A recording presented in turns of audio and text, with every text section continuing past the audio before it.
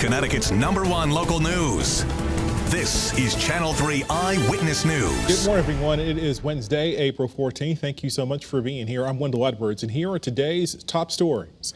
Eyewitness News is your vaccine authority, and this morning we are answering your questions, digging a little deeper into what it means for those of you who already received the J&J vaccine. The one-dose Johnson & Johnson product, as you know, has been put on pause after 6 women developed rare blood clots out of 6.8 million vaccines administered. Channel 3 Eyewitness News reporter Aya Galau says that many cities now are adjusting their vaccination plans. Less than 2 months into its vaccine rollout, health officials are hitting the pause button on the single-shot Johnson & Johnson COVID-19 vaccine. More than 6.8 million people in the U.S. have gotten the vaccine, and 6 reportedly developed rare but severe blood clots. All cases included women between the ages of 18 and 48 whose symptoms showed up within 13 days of being vaccinated. It's a 1 in a million occurrence. 1 in a million. And right now, the CDC and FDA said, let's take a short pause, take a look at this, make sure we have all the answers before we get back to doing J&J. Now an investigation is underway as officials try to figure out if the blood clots are in fact linked to the vaccine.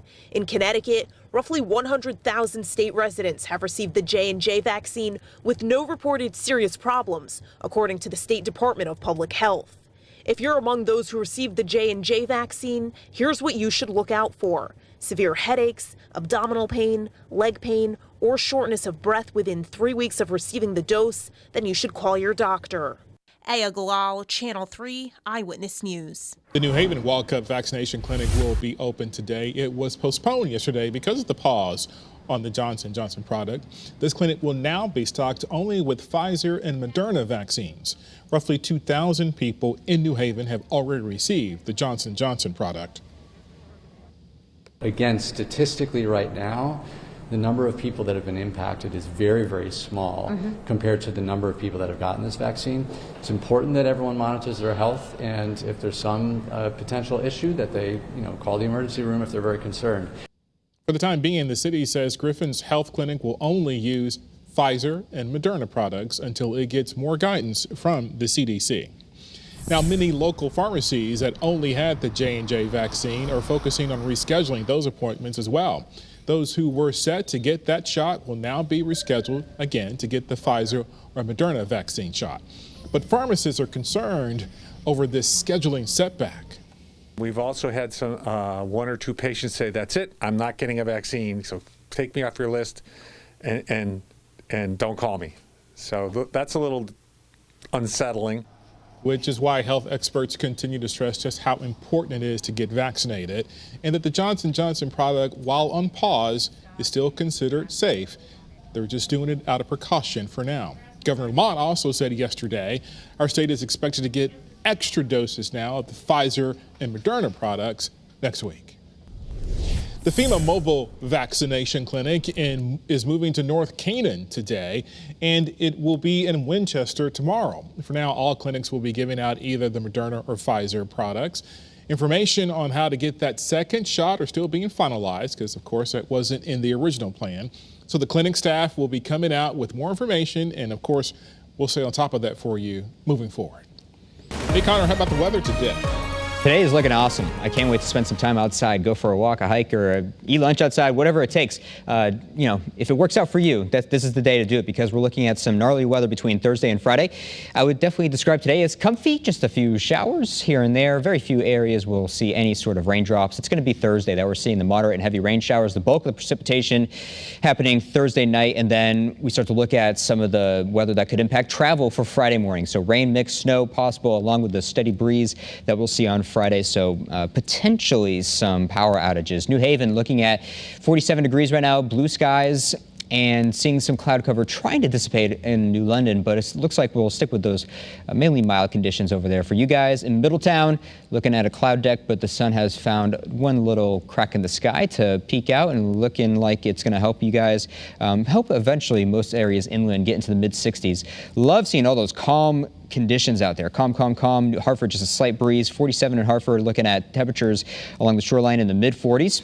Here's a look at our future rainfall projection here. So by the time we get to midnight tomorrow, we're looking at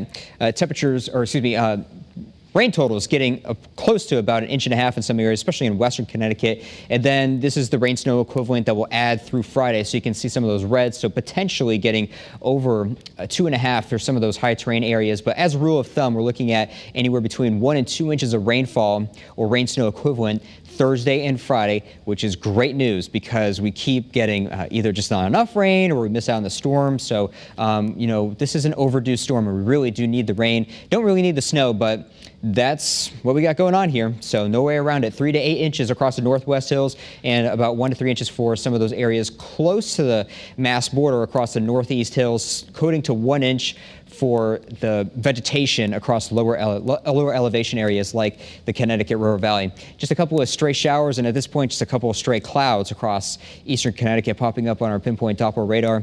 And looking forward in our satellite radar here, by the time we get to the evening, looking at some cloud cover, a few spot showers are possible. And then into Thursday, that's when we see the rain developing for us, especially across the shoreline. And for western Connecticut, that's where we'll expect to see some of those, if anywhere, heavy downpours. Then widespread precipitation by the time we get to the afternoon on Thursday. See some of those pockets of yellow. We will definitely see some pockets of moderate or heavy rainfall. And then it'll be pretty steady for us. Once it starts, it should be pretty steady all the way through Friday. It's not going to be like those showers that we had a couple of days ago where it just, we couldn't squeeze anything out of the clouds. We're going to be looking at some nice, steady, nice long duration rainfall for us, which we desperately need. By the time we get to 1 p.m. on Thursday, we're looking at gusty conditions. You can see that we're looking at some 30s right along the shore and lots of 20s out there. So it looks like the winds are going to hold off for any sort of widespread power outage event, but it will be just breezy enough, especially with some of that snowfall Friday morning, that we could be looking at some power disruptions. But overall, the winds could be worse. So the winds not too bad through this storm, but the temperatures are not going to be so great. 68 degrees for the high temperature today, and then we'll be chopping those down big time through the 7-day forecast here. So we're talking about 50s tomorrow, then 40s on Friday, and then temperatures bouncing back into the upcoming weekend, mid-60s by the time we get to Monday and Tuesday, so that'll feel nice as well. Along the shoreline, we're looking at temperatures also dipping into the 40s on Friday, and then just barely making it into the 60s Sunday, Monday, and Tuesday.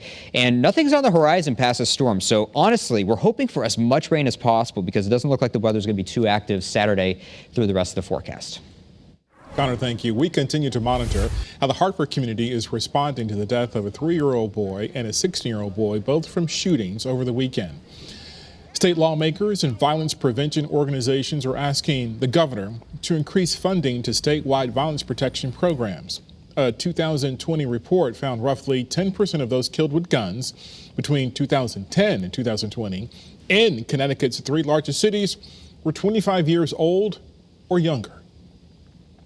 State lawmakers are grappling with legalizing recreational marijuana as well, and now a new poll from Sacred Heart University shows a majority of people support it.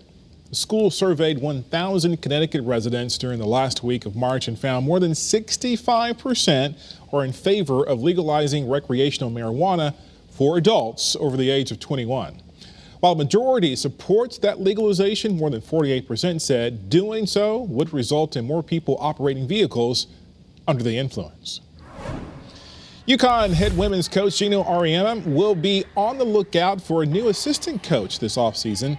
Shay Ralph is getting a big-time opportunity. She has now been named the new head coach at Vanderbilt University in Tennessee. After 13 years as a UConn assistant, she is going out on her own. Well-deserved. Gino said she will be missed tremendously. As a player and coach, she was there for 7 of UConn's championships. We thank you so much for tuning in to Eyewitness News. We always like it when you're here. Remember, you can get news and weather updates anytime on the Channel 3 app. Have a great Wednesday.